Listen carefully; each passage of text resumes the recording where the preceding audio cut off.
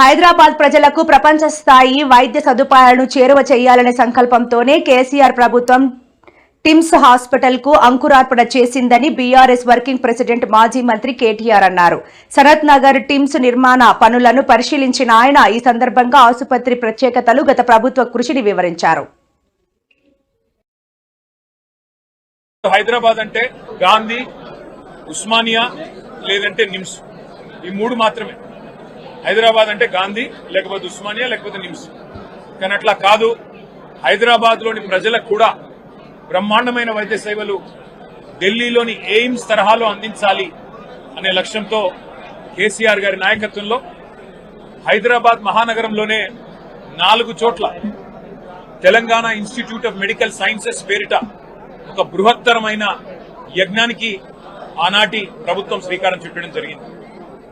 April 22, 2022 నాడు ఇదే సనత్ నగర్ లో మరి పెద్దలు తలసాని శ్రీనివాస్ యాదవ్ గారు, కేసీఆర్ గారు, అట్లాగే ఆనాటి ఆరోగ్య శాఖ మంత్రిగా హరీష్ రావు గారు అందరూ కూడా వచ్చి ఇక్కడ శంకుస్థాపన చేయడం జరిగింది.